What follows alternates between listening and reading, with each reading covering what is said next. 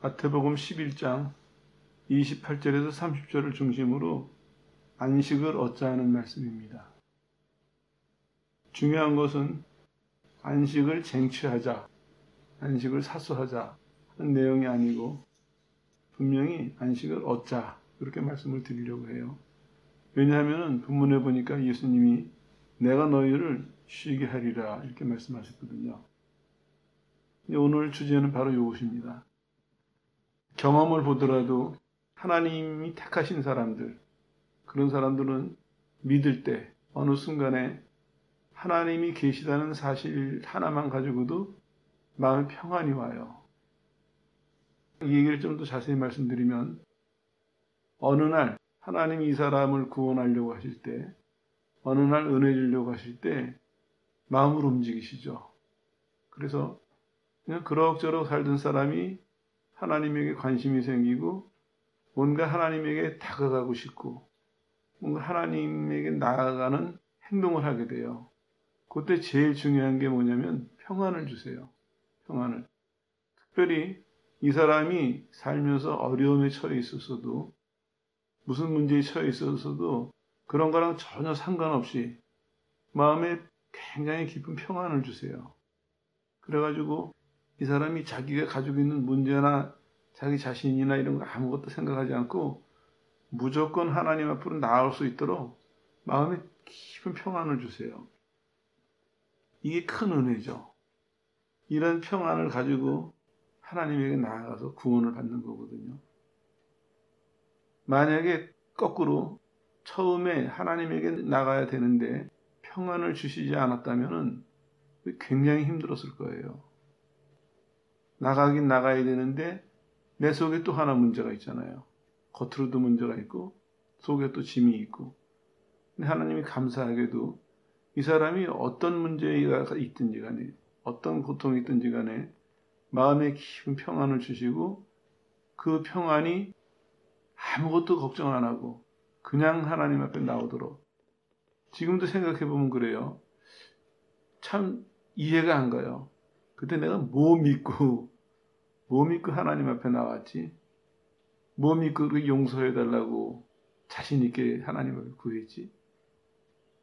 지금도 이해가 제대로 안 돼요. 그럴 만큼 하나님은 구원하실 순간이 다가오면은 마음속에 깊은 평안을 주시고 그 평안이 우리에게 확신을 줘요.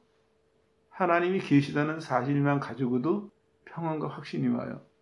그래서 이제 하나님 앞에 나오면은 용서해 주시고 사랑을 주시죠.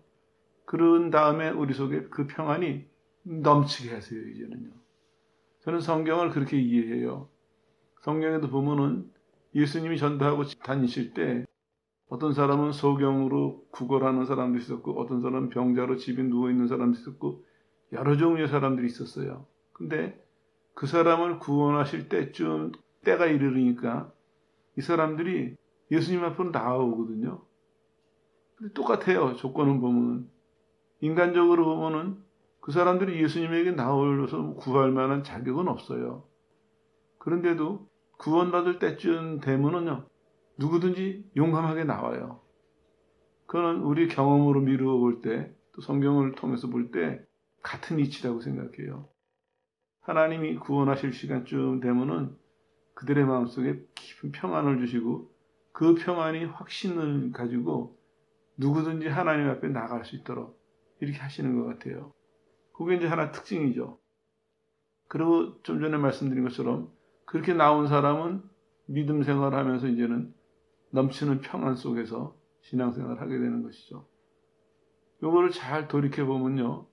우리가 놓치고 사는 게 참 많아요. 특별히 오늘 주제가 안식을 얻자인데 안식 문제만 하더라도 하나님은 처음에 주시는데 우리는 이거를 믿고 나서 나중에 뭘 잘해야 받는 것으로 자꾸 오해를 해요. 근데 실제로 성경을 봐도 그렇고 경험을 봐도 그렇고 하나님은 처음에 주세요, 이거를.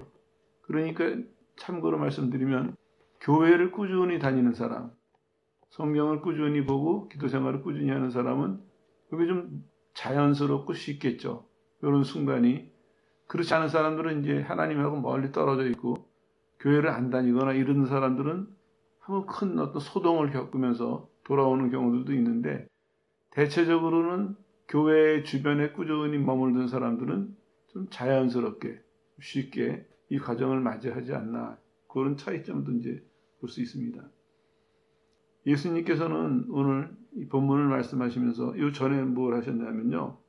자신이 누군지를 계속해서 알리고 다니셨어요. 내가 하나님의 아들이다. 내가 메시아다. 자기의 신분을 알리셨어요. 하나님의 아들이다 하는 얘기는 내가 하나님이다 하는 얘기거든요. 예수님은 자기 신분을 알리시고 두 번째로는 자기의 사역을 알리셨어요. 내가 죄인을 구원하러 왔다. 이거를 계속 설교를 하셨어요. 설교하실 뿐만 아니라 실제로 사람들이 외면하고 싫어하는 죄인들을 따뜻하게 맞아주시고 병든 사람들을 고쳐주시고 이렇게 하시면서 내가 누군지 내가 뭐 하러 왔는지 그거를 사람들이 더 잘 이해할 수 있도록 그거를 믿을 수 있도록 이 두 가지를 계속해서 하셨어요. 그렇게 쭉 하시다가 지금 뭐라 그러시냐면은 나한테로 와라 이렇게 말씀하시는 거예요. 이 말씀하실 때는 이미 많은 사람들이 예수님이 누구신지도 들어봤고 뭐 하시는지도 구경했고 그런 상태예요. 예수님에 대해서 나름대로 뭔가 정보도 있고 경험도 있는 그러한 상태에서 뭐라 그러시냐면은 나한테로 와라. 내가 안식을 주리라. 이렇게 말씀하시는 거거든요. 이거 사람 편에서 보면 어떻습니까? 쉽죠. 다짜고짜 예수님이 오셔가지고 말씀하신 것이 아니라 오셔가지고 자신이 누군지 충분히 설명하셨고 자신이 무엇을 하러 오셨는지 충분히 이해시키셨고 그 더불어서 기적도 행하시면서 우리가 예수님을 믿을 수 있도록 충분히 다 하신 다음에 그 다음에 뭐라 그러시냐면은 다 내게로 와라. 내가 안식을 주겠다. 이렇게 말씀하시는 거거든요. 참 예수님이 일하시는 거 보면 쉬워요. 그리고 또 하나는 우리가 어려운 게 하나도 없어요. 누구한테 이 말씀을 하시냐면은 수고하고 무거운 짐진 자들아 이렇게 말씀하시는데 여기 보면은 수고하다 무거운 짐진 자 이런 거는 어떤 의미냐면요. 다른 사람에 의해서 강제로 고생하는 사람들 그런 사람들 포함하고 있습니다.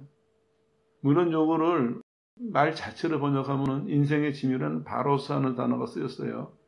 근데 요거는 딱 그렇게 해석할 필요는 없다고 보여져요. 그게 영적인 문제든 인간적인 문제든 건강이든 어떤 문제든지 간에 인생을 살면서 고생하는 사람들 특별히 다른 사람에 의해서 고생 당하는 사람들 그런 사람들까지 다 오라 그러시는 거예요. 누구든지 와라. 그러면은 내가 너희에게 안식을 주리라. 이게 예수님의 말씀이었어요. 그 문제를 우리 한번 확인해보고 넘어가죠. 여러분은 예수님을 믿고 나서 무엇을 얻었습니까? 오늘 우리 주제인 대표적인 안식을 얻었습니까? 예수 믿고 나서 여러분들은 예수 믿는 결과로 마음속에 안식이 있습니까? 아, 내가 믿을 때 이걸 받았구나. 믿기 전에 내 마음에 안식을 주시고 나를 예수님의 안식 안으로 초대하셨구나. 내가 지금은 예수님의 그 안식 속에서 충만하고 평안하게 지낸다. 이러십니까? 아니면은 내가 예수님을 믿기는 믿는데 아직도 내 마음에 안식이 없다. 이러십니까? 이거 확인하고 넘어가야 될 일이에요. 여기서 예수님이 주시는 안식은요. 앞서서 말씀드린 것처럼 쟁취하거나 그렇게 해서 얻는 게 아니에요. 주시는 거예요. 선물로. 택하신 사람들에게 예수님에게 믿고 다가오는 사람들에게 그냥 선물로 주시는 거예요. 그러니까 예수님을 믿는 사람은 누구나 두 가지의 답을 할 수 있어야 돼요. 나는 내 마음속에 안식이 있습니다. 또 하나는 나는 이걸 선물로 얻었습니다. 내가 노력해서 받은 게 아니에요. 수고하고 삭슬 받은 것이 아니라 그냥 주신 거예요. 내가 누군지 어떤 사람인지 안 따지시고 안식이 필요하니까 영혼의 안식이 필요하니까 육신의 안식이 필요하니까 그냥 선물로 주신 거예요. 이 두 가지 답을 할 수 있어야 됩니다. 그리고 이건 이제 차이가 뭐냐면요. 이 안식의 특징은 변하지 않아요. 그리고 일회용도 아니에요. 예수님을 믿을 때 주시는 안식은 천국에 들어갈 때까지 영원히 우리 마음속에 있어요. 가끔 위협을 받을 수는 있어요. 이 안식이. 그렇지만 이 안식은 놀라운 게 변덕을 부리질 않아요. 한번 하나님이 주신 안식은 안 변해요. 스스로 변덕을 부리지도 않고 이 안식을 바꿔놓을 만한 것은 세상에 아무것도 없습니다. 잠시 우리를 놀라게 할 수는 있고 잠시 두렵게 할 수는 있지만 안식 자체를 흔들어 놓을 수는 없습니다. 이게 특징이에요. 이 놀라운 것이 우리 속에 이런 안식이 있기 때문에 우리가 세상을 살면서 육신적인 문제든 영적인 문제든 어떤 유혹과 시련을 당해도 안 쓰러지는 거거든요. 안 쓰러질 뿐만 아니라 몸은 고달프지만 내 속에 있는 이 평안과 안식은 이건 안 흔들려요. 이 변덕 부리질 않는다고요. 아침에는 평안하고 안식했는데 오후에는 막 들볶이고 분주하고 이런 변덕이 없어요. 하나님 주신 안식은 변덕 부리지 않습니다. 아무것도 바꿔놓거나 흔들어 놓을 수가 없습니다. 그래서 믿는 사람들의 삶을 보면요. 살면서 몸은 고생을 할 수도 있어요. 때로는. 그러나 그 사람 속에 있는 이 평안과 안식, 이건 아무도 흔들어 놓을 수가 없습니다. 예를 들면 이렇게 이해하시면 될 것 같아요. 큰 배가 있는데요. 짐을 잔뜩 싣고 바다를 가요. 이게 목적지까지 도착하는 동안에 풍랑이 많이 일거든요. 여러분도 배 타보셨는지 모르겠어요. 하우투베이만 가더라도 배가 물교섬에 다가가가지고는 비 오고 바람 부는 날은요. 배가 이렇게 수직으로 서요. 그리고 90도로 이렇게 처박히고. 근데 이게 왜 안 넘어질까요? 배 속에서 중심을 잡아주는 게 있어요. 배 안에. 배 밑바닥에. 이게 중심을 잡아주니까 배가 아무리 요동을 해도 뒤집어지지가 않는 거거든요. 그것보다도 더 확실한 거예요. 하나님의 안식이 내 속에서 내 영혼과 내 인생의 중심을 잡아주니까 내가 잠시 놀래거나 잠시 흔들릴 수는 있지만 근본적으로 하나님이 주신 안식은 흔들리지가 않아요. 다시 말씀드리면 이 평안과 안식이 흔들리지 않기 때문에 내가 밖에서 오는 모든 시련을 견딜 수 있고 이길 수 있는 거거든요. 엄청난 걸 가졌죠, 우리가. 근데 우리 삶은 어떻습니까? 우리 삶 속에서 이 안식이 드러나는 사람들이 얼마나 되겠습니까? 다들 하나님을 믿으면서도 초조해하고 불안해하고 조급해하고 평안함이 없어요. 다들 요동을 하고 살아요. 그 요동이 얼마나 심하냐면요. 본인의 인생을 막 흔들어 놓을 만큼 그렇게 요동하고 살아요. 더 심한 거는 하나님이 말씀하셨을 때 신앙적으로 이해했어요. 그리고 신앙적인 삶을 산다고 따라가요. 가다가 그 삶을 엎어버릴 만큼 요동하고 살아요. 이건 당하는 거예요. 둘 중에 하나죠. 없거나 이 사람 속에 하나님이 주신 평안이 없거나 아니면 이 사람이 잘못해가지고 하나님이 주신 평안을 스스로 자꾸 쏟아버리고 사는 사람이에요. 스스로 자꾸 뒤집어 엎는 사람이에요. 그렇게밖에 설명할 수가 없습니다. 안식을 주신다. 이게 참 너무나 당연한 얘기고 너무나 마땅한 얘기인데 안타깝게도 우리는 이 안식을 잘 이해를 못해요. 오늘 이 시간에 이걸 다짐하고 넘어가려고 설교를 한 겁니다. 꼭 기억하십시오. 믿을 때 선물로 주세요. 그리고 이게 얼마나 놀라운 거냐면 흔들리지가 않아요. 이 안식을 주셨기 때문에 우리가 이 안식 덕택에 안식이 주는 이 평안 덕택에 요동하지 않고 하나님 나라에서 성장할 수도 있고 하나님의 사명을 감당할 수도 있고 인생을 살아갈 수도 있는 이렇게 연결이 되는 거거든요. 성경을 보면요. 예수님이 오신 다음에 특별히 성경의 표현이 이래요. 믿는 사람들의 모습을 평안 가운데 든든히 세워져 가느니라. 평안 가운데 점점점 강해졌다. 평안 가운데 점점점 많아졌다. 이런 표현이거든요. 개인도 교회도. 이게 정상적인 것입니다. 우리가 예수 믿고 나서 제일 먼저 점검해 봐야 될 것이 바로 이거. 하나님이 주신 안식이에요. 그게 있기 때문에 오늘 처음 믿은 사람이라도 천국 가는 길을 찬송하면서 기쁘고 즐겁게 소망을 가지고 그 먼 길을 즐겁게 떠날 수 있는 거예요. 또 살아가면서 신앙도 그렇고 하나님이 맡겨주신 일도 감당하는 데 있어도 그렇고 어떠한 문제가 있더라도 우리가 그걸 헤쳐나갈 수 있는 용기와 지혜가 속에 있는 평안 때문이에요. 이 평안이 우리에게 엄청난 역할을 하거든요. 평안 가운데 하나님의 지혜도 주시죠. 평안 가운데 능력도 주시죠. 평안 가운데 하나님의 모든 것이 이루어져요. 조금 더 확대해서 말씀드리면요. 이 평안이 본인의 삶에만 복을 주는 것이 아니라 다른 사람의 삶에까지 평안을 줘요. 복이 넘쳐요. 예수 믿는 사람들은요. 어떤 장점이 있냐면은 개인을 만나도 그렇고 어디 남의 집이 가도 그렇고 다른 교회 가도 그렇고 어디 가더라도 이 사람은 어렵고 힘들고 불화가 있고 이런 데 가면은 금방 이 사람으로 인해서 평안해져요, 주변이. 놀랍죠? 심지어는요, 이제 설교를 해요. 설교 테이프를 이제 사람들이 듣는데 이런 경우도 있었어요, 여러 번. 이 사람이 정신적으로 불안한 사람이에요. 그런데 설교를 꾸준히 듣다가 보니까 정신적으로 안정을 찾았어요. 예수를 믿기 시작했어요. 그리고 이 사람이 가족에 문제가 하나 있었는데 자기 스스로가 그 죄를 버렸어요. 과감하게.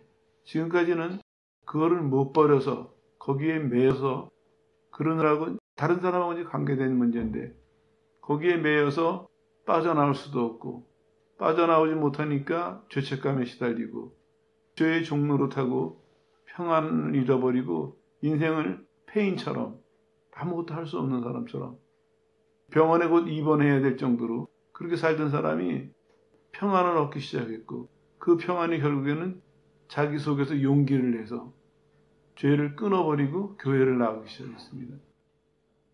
그런 일은 흔해요. 놀랍죠? 다툼이 있는 곳에 믿는 사람이 가면은 믿는 사람이 가지고 있는 평안으로 말미암아서 사람들 마음속에 있는 분노와 미움과 질투와 시기와 가라앉아요. 뭐라 그러지 않았는데 참 놀랍죠? 이게 평안의 미력입니다. 그만큼 우리가 어마어마한 것도 갖고 살아요. 이걸 우리가 눈 떠야 돼요. 이걸 눈 떠가지고 이제는 우리 삶에 대해서 자신을 가져야 됩니다. 내 개인의 삶에서도 자신을 가져야 되고 내가 살아감으로 인해서 내 주변에 끼치는 영향력에 대해서도 자신을 가져야 돼요. 거꾸로 우리는 평안을 주셨는데 우리가 계속 돌아다니면서 당하면은 이건 하나님이 주신 삶을 잘못 사는 거예요. 하나님은 우리가 세상을 이기게 하시려고 세상이 아무리 험하고 악해도 우리 속에 평안을 주셨기 때문에 너는 이길 수 있어. 넌 이겨가지고 나한테 기쁨을 돌려라. 영광을 돌려라. 이렇게 그 세상에 내보내신 거거든요. 왜 그걸 할 수 있는데 몰라서 우리가 쫓겨다녀요. 마귀가 쫓겨다녀야 되는데 우리가 쫓겨다닌다고요.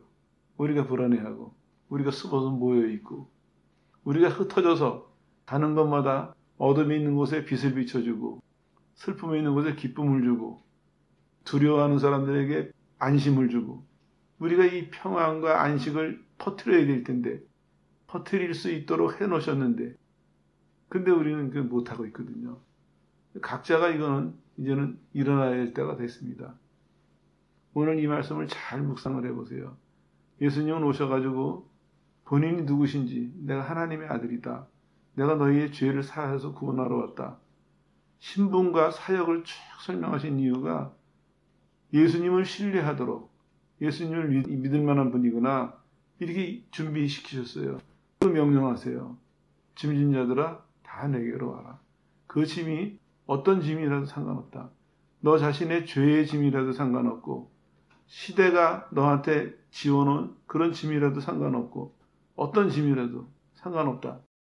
누구든지 내게 오면은 내가 너희들에게 쉼을 주겠다.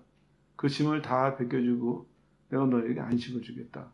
이렇게 말씀하시는 거거든요. 조금 더 이어보면요. 그럼 예수님 어떻게 하시느냐? 방법을 보니까 이렇게 말씀하고 계세요. 내가 새 멍에를 주겠다. 이렇게 말씀하세요. 멍에를 바꿔주세요. 이거 설명드렸죠. 제자들은 이렇게 알아들었을 거예요. 설교를 듣는 그 당시 사람들은. 이스라엘은 우리나라처럼 멍에가 개인별로 주는 것이 아니라 멍에가 길대요. 그래서 어미소가 멍에를 짊어지고 저쪽 끝에다가 새끼소를 맨대요. 우리나라는 소 멍에를 하나씩 씌워주거든요. 근데 이스라엘은 그렇지가 않나 봐요. 어미도 한쪽을 멍에를 쥐고 새끼도 한쪽을 쥐는데 그런 이제 어미가 일하면 일하는 대로 따라다니면 새끼가 배우는 거예요. 근데 생각을 해보세요.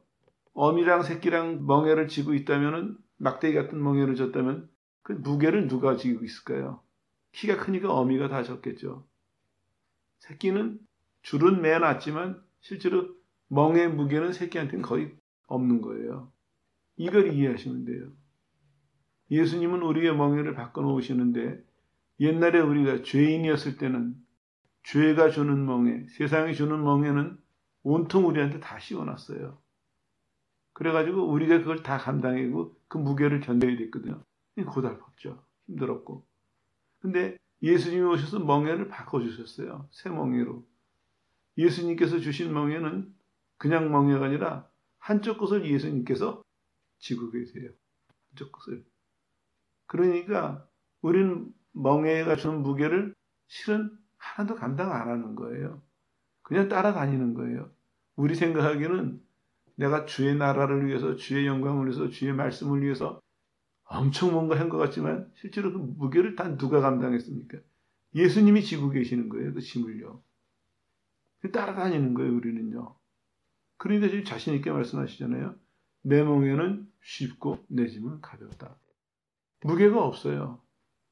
아무리 중대한 문제를 할지라도 아무리 엄청난 일을 할지라도 실은 무게가 없는 거예요. 왜냐하면 예수님이 다 지고 계시니까. 우리의 신앙생활은 이렇게 시작이 되는 것입니다.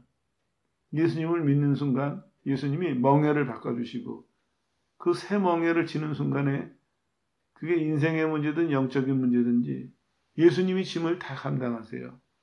그러니까 우리는 쉽고 가벼운 실패할 수 없는 실수할 수 없는 그 멍에를 지고 가는 거예요.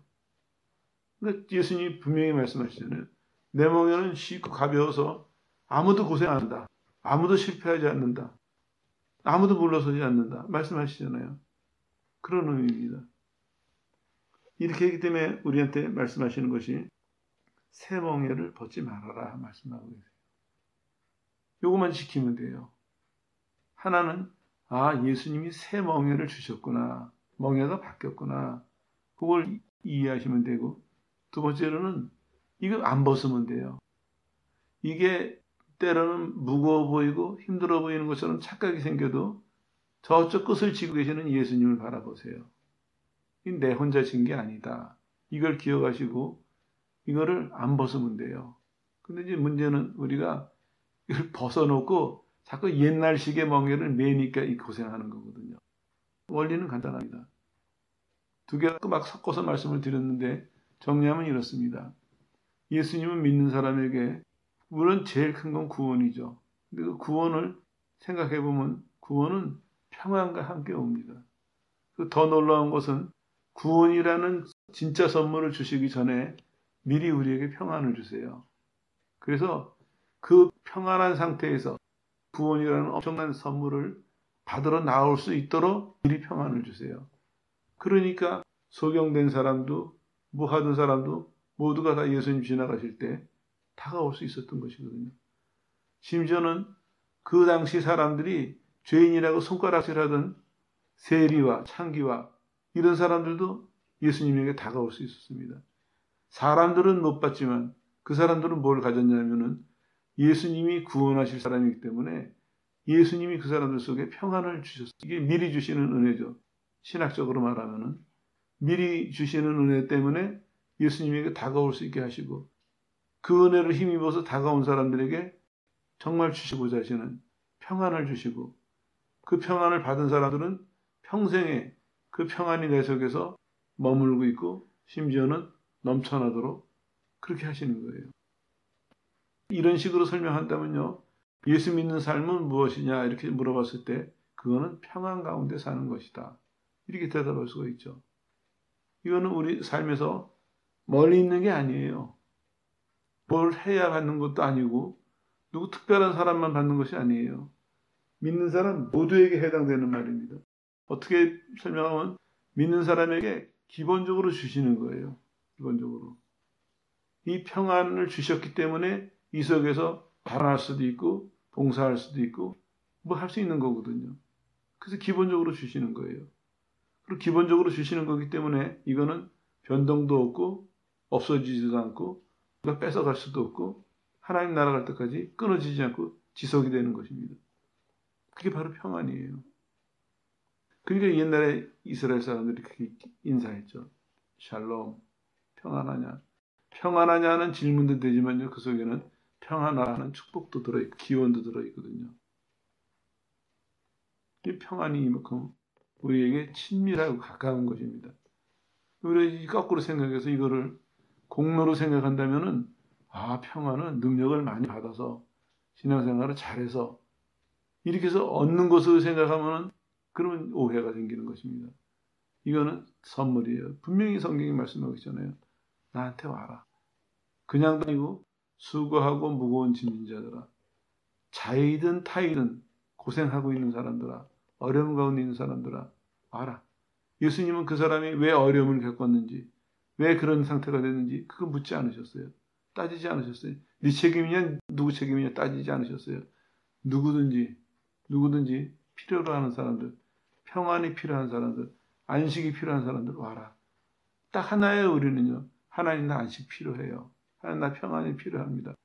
이유가 어떻든지 간에 내가 인생의 문제든지 신앙의 문제든지 하나님 난 안식이 필요합니다. 그러면은 하나님 넌 자격이 되니까 오라 말씀이에요. 누구든지 얼마든지. 이 신앙생활 하시면서 이 하나님을 이해하려고 노력하세요. 이 하나님을 경험하려고 노력하세요. 아직도 여러분의 신앙생활이 하나님에게 매달리고 힘써서 따라가는 신앙생활이라면 생각을 바꾸세요. 태도를 바꾸세요. 그래서 평안을 주시는 하나님을 이해하고 평안을 주시는 하나님을 경험하세요. 여러분들의 개인 신앙생활에서부터 하루하루의 삶부터 하나님이 여러분에게 주시는 이 평안을 그리고 평안을 주시는 그 하나님을 경험해 보세요.